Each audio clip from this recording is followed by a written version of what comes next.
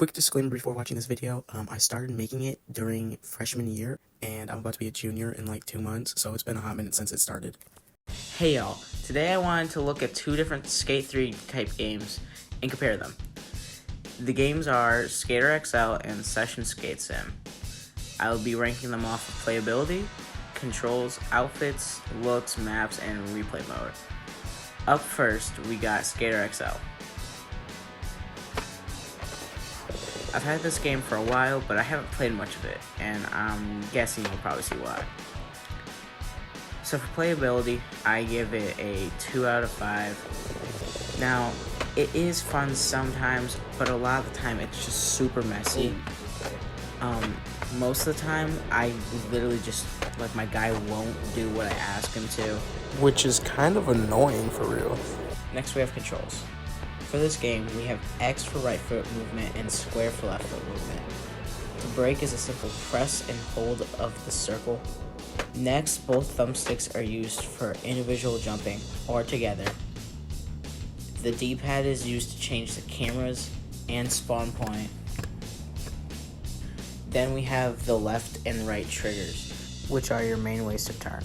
Lastly, we have a control that doesn't really make sense to me, which is triangle, and it lets you pick wherever you want to be on the map.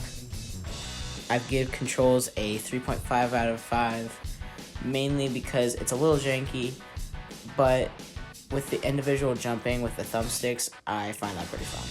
Next we have outfits, which I'm just going to give a 5, mainly because of how many options there are in the base game, without any mods, which also leads me to saying they have mods.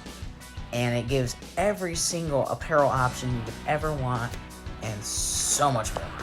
Now let's jump in and look at the graphics of the game. For a skate game, I would say this is pretty good, but not perfect, not even the slightest. And for that, I'm going to give it a 3 out of 5. Now let's take a look at the maps, which, even though there's not a lot of them, the ones that they have are pretty cool. I really liked the big ramp. I thought it was pretty fun. And so for the variation of maps and how cool they are, I'm just going to give the maps a solid 4 out of 5. Lastly, we have the replay menu, which I was not very ecstatic about with this game. The camera controls were a little clunky for me, and it took a while for me to even figure out how to use it in the slightest. For that, I'm going to give it a 2 out of 5. Now we're going to jump into Session, which is my personal favorite of the two. Playability is going to get a solid 4 out of 5 for me. It's a little difficult to get used to the way everything works, but once you have it, it's super easy. For controls, almost all of the controls are the same, except for the thumbsticks work together to perform jumps and tricks, and triangle is used to get off your board. I give controls a 4 out of 5. For outfits, there really isn't that much, and you have to buy it all, so it's a solid 2 out of 5. Now for the graphics, the gameplay looks great, so I'm going to have to give it a 5 out of 5. For maps, there are only 3 of them, but they're all pretty big, and they have a lot of stuff to do, so I'm pretty happy about that. So it's probably a 4 out of 5. And now finally, for the replay mode, it's my favorite part of the game. You can do so much. Instead of just telling you, I'm going to show you. Also, it's probably a 5 out of 5.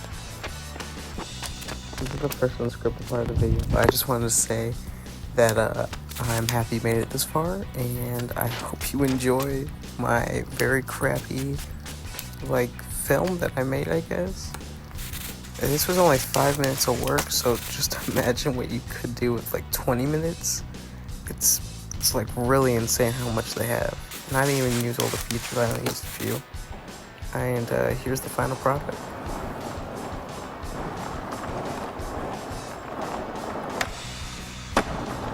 Of course, there's some clipping in the floor and in the roof right here when I jump, but Overall, I think Session is more fun, but Skater XL isn't terrible. of course though, Skate 3 is still the GOAT, dude.